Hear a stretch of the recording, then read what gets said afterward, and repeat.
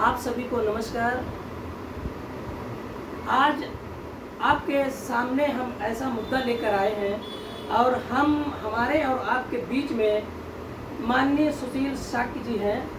ये सामाजिक चिंतक भी हैं और इतिहास की भी जानकारी रखते हैं। तो माननीय सुशील जी, मैं आपसे जानना चाहता हूँ, आज के समय में जो मनुष्यों में आपसी जो मतभेद है, छुआछूत को लेकर, ऊंचे नीचे को लेकर, ये क्यों है, इसका कारण क्या है और ये बढ़ते ही जा रहा है, निरंतर कम नहीं होने का नाम ले रहा है, इसका मूल कारण क्या है? सबसे पहले आपका जो चैनल B563 उसके लिए बहुत बहुत बधाई आपको, और आपने अपना कीमती समय मुझे दिया, इसके लिए भी बहुत बहुत शाबाश। ये जो बराबरी का प्रश्न है वो सदियों से है, और बराबरी का जो कारण है वो कारण हमारे समाज के अंदर ही नियत है। प्राचीन काल से ही इस भेदभाव का विशेष कारण रहा।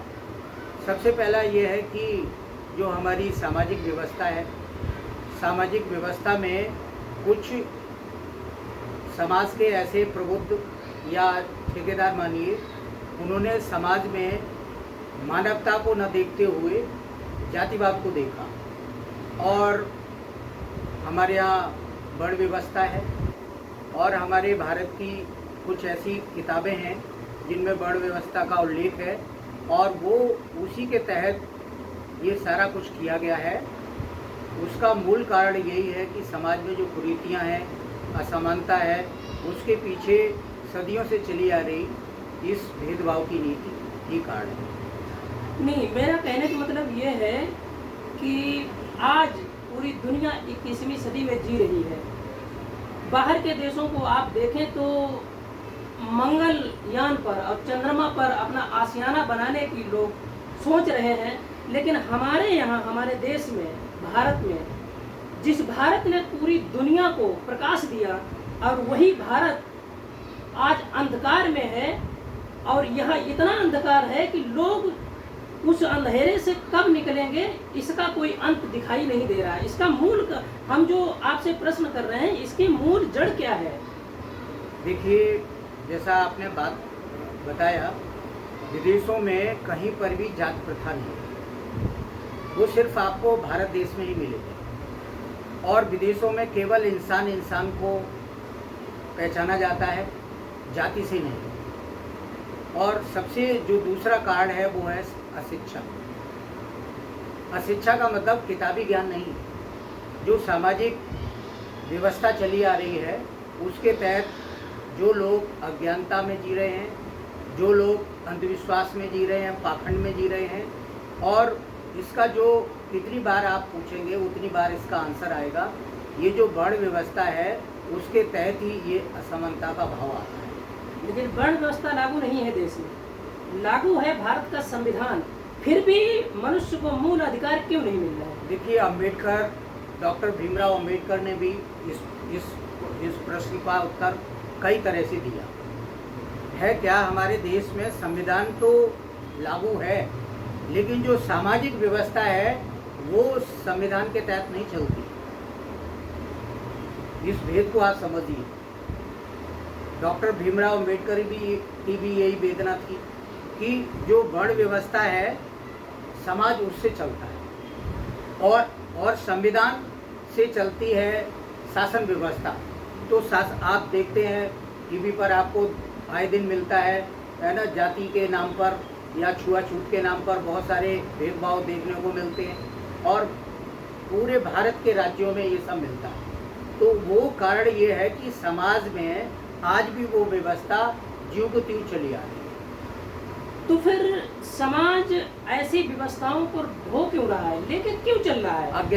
हम तो ये कहते हैं कि जो समाज, जो व्यवस्था हमको बराबरी का अधिकार नहीं देती है, तो उस व्यवस्था को हम क्यों नहीं छोड़ पा रहे हैं? इसकी वजह क्या है सर? देखिए, शिक्षक होने के नाते मैं बताऊंगा कि भारत में संविधान की जितनी भी धाराएं हैं उनका अच्छा सा लोग जो है ना उसको पढ़ें, समझें, जानें, और ऐसा करने के बाद लोगों में कुछ कुरीतियाँ कम होंगी और संवैधानिक जो उनके अधिकार हैं उनका व्यापक जो है ना स्तर से प्रयोग होगा। और ऐसा करने के बाद धीरे धीरे इसमें समय लगेगा, क्योंकि आप देख रहे हैं सदियों से चला आ रहा है और आज़ादी के 75 साल तक अभी तक चला आ रहा है।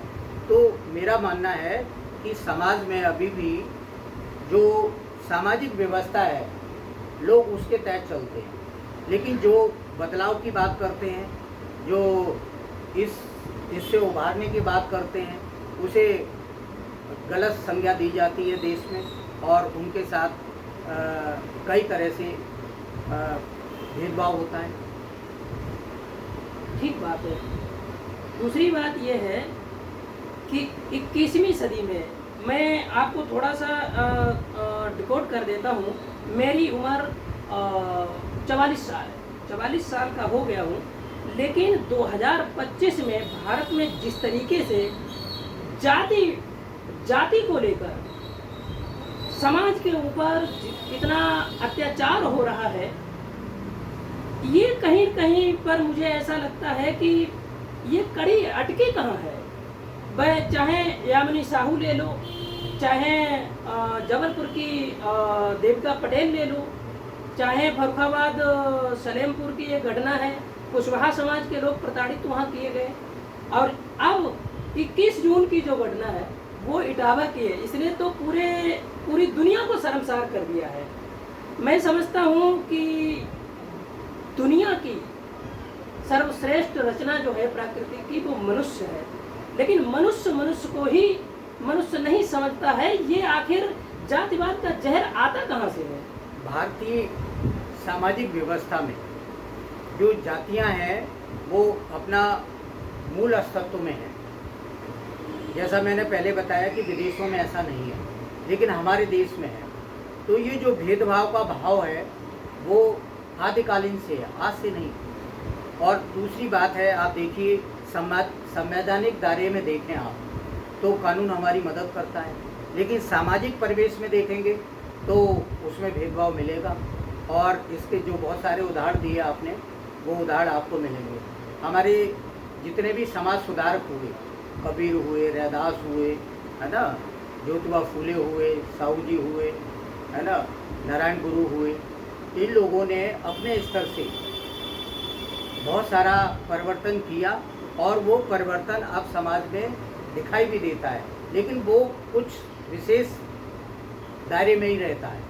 जब तक व्यापक रूप से इसका परिवर्तन नहीं आएगा तब मेरा मानना है समाज में तब तक परिवर्तन नहीं आएगा। और जो इंसान को समझने की बात है, जब लोग पत्थर में भगवान देखते हैं लेकिन इंसान को धुतकारते हैं, तो मेरा मानना है जब तक इंसान नहीं बनेगा तब तक ये कुरीतियाँ, जब ये पाखंडवाद और ये सारा कुछ सिस्टम भी चेंज नहीं होगा।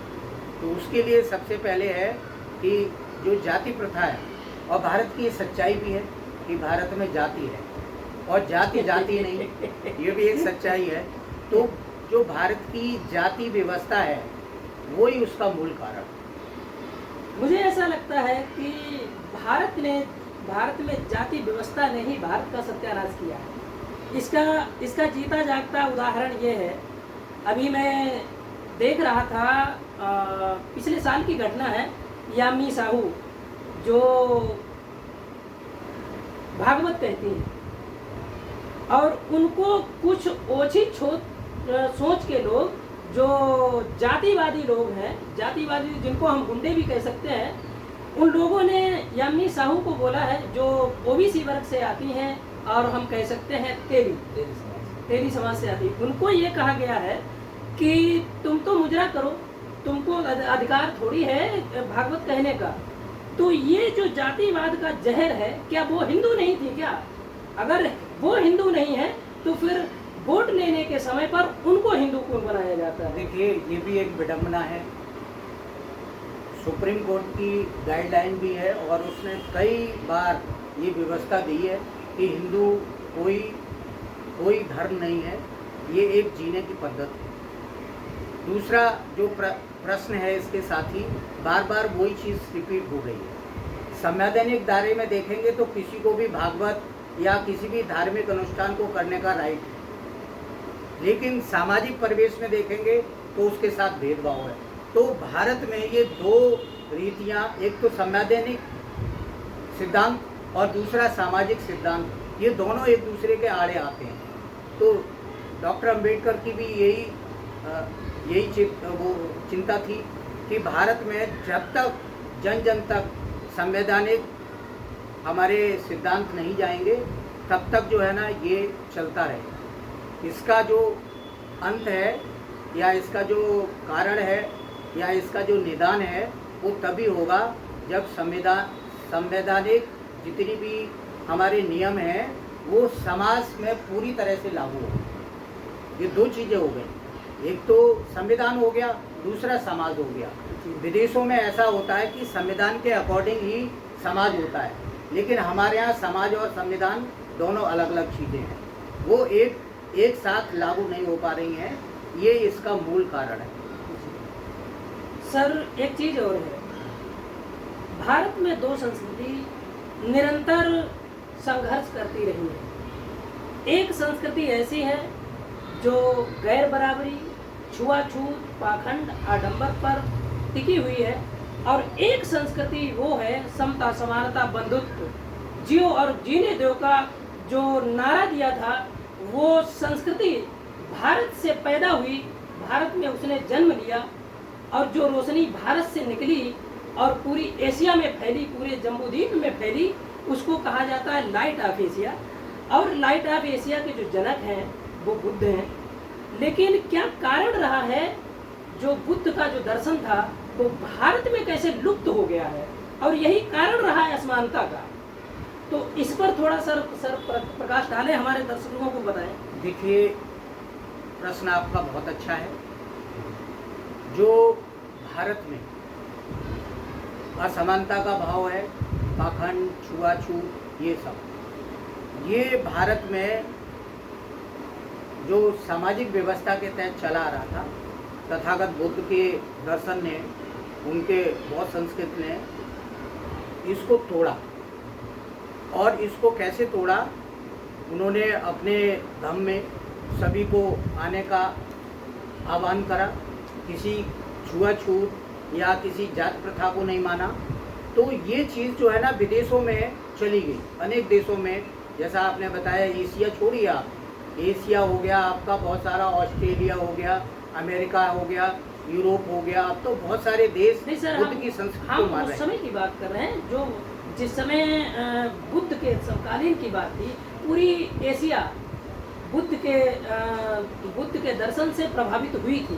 लेकिन आप तो एशिया को छोड़कर बहुत सारे देश बुद्ध के धम्म को अपना रहे हैं। देखिए, उसका जो कारण है, जो मुझे समझ आता है, वो कारण ये है कि पुष्पमित्र सोंग है ना, उसके शासन में सभी बौद्ध भिक्षुओं का कत्ल हुआ, या बौद्ध भिक्षुओं को बहुत असामाजिक तरीके से परेशान किया गया।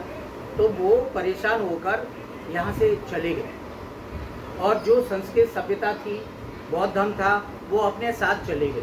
बर्मा में, लंका में, सिंगापुर, चीन वगैरह वगैरह। तो वहाँ पर आप देखते हैं कि वो सारे बुद्धिस्ट कंट्री, बिकॉज उन्होंने उसको अपनाया और हमारे देश में इसको ख़त्म किया गया। तो जब पूरी तरह से किसी चीज़ को ख़त्म किया जाएगा तो, और उस पर एक अनैतिक तरीके से दूसरा अधार्मिक जो है ना कुरीतियों का एक बंडल सौंपा गया, और वो इसी अंधविश्वास में पूरे भारत को, जम्बूद्वीप को ढकेला गया, और धीरे धीरे वो जो है ना सभ्यता यहाँ से विलुप्त होती गई, और फॉरेन में, विदेशों में जाकर वो पनपी। तो अब वो वापस आ रही है। इसमें एक दृष्टांत आपको बताते हैं। हमारे देश में जो बर्मा देश से आए हुए है ना विपස්සना आचार्य, गोयनका जी के शब्दों में बताएंगे कि उन्होंने कहा था, गोयनका जी ने कहा था कि भारत में आने वाले समय में फिर बौद्ध धर्म का डंका बजेगा। वो बहुत ही अच्छे शुभचिंतक थे, और बौद्ध धर्म के बहुत अच्छे जानकार थे।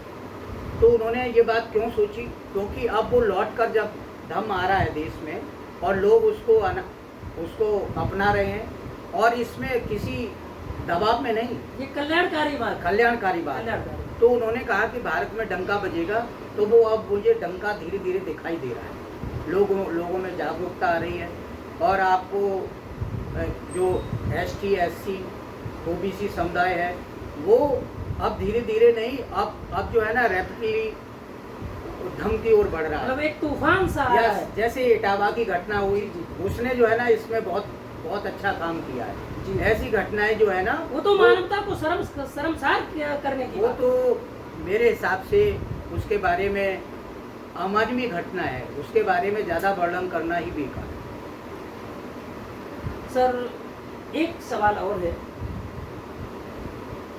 भारत से हमारा कोई भी नेता अभिनेता जब विदेश जाता है तो सीना चौड़ा करके यही बोलता है कि मैं बुद्ध की धरती से आया हूँ, लेकिन जब भारत में पुनः कदम रखते हैं तो उन्हीं बुद्ध के खिलाफ युद्ध छेड़े हुए हैं।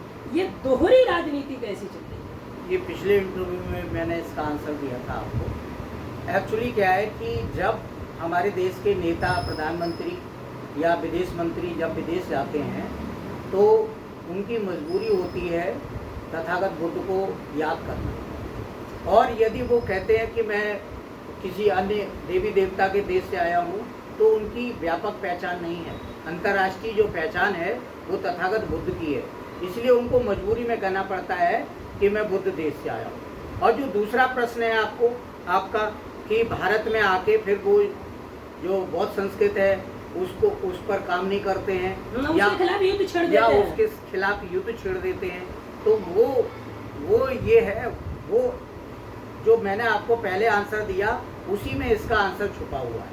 क्योंकि जो सामाजिक व्यवस्था है भारत की वो चरमरा गई है। उस व्यवस्था के तहत नेता और सामाजिक जो दायरा है या जो सामाजिक व्यवस्था है वो उसी सिद्धांत के अनुसार चलती है, वो उसमें संविधान काम नहीं करता। लेकिन कई बार ऐसा होता है कि जब समाज में इस तरह की बातें होती हैं तो कानूनी रूप से या संविधान के रूप से उस पर कार्रवाई होती है। वो कार्रवाई होना एक संविधान का दायरा हो गया, लेकिन जो उसके साथ जो भेदभाव हुआ है या उसके साथ जो मारपीट हुई है वो सामाजिक व्यवस्था का एक जो है ना जीता जागता उदाहरण है। तो ये दोनों व्यवस्थाएं आपस में हमेशा टकराती रहेंगी जब तक सामाजिक व्यवस्था में ये जातिवाद, अंधविश्वास या ये भेदभाव जब तक चलता रहेगा। सर एक बात और, जो व्यवस्था हमको बराबरी का अधिकार नहीं देती है, क्या हमें उस व्यवस्था में, उस समाज में रहना चाहिए? एक तो यस या नो? नहीं रहना चाहिए। नहीं रहना चाहिए। मानव एक सामाजिक भारत का संविधान भारत में जितने भी नागरिक रहते हैं सबको समान अधिकार देता है, लेकिन वर्ण व्यवस्था हमारे देश में एक ऐसा वायरस है जिसके तहत तू छोटा मैं बड़ा, ये नीच मैं महान, ये इस व्यवस्थाओं में लोग कब तक घुटते रहेंगे? मेरा ये सवाल है, उस व्यवस्था से क्या उनको किनारा नहीं कर लेना चाहिए?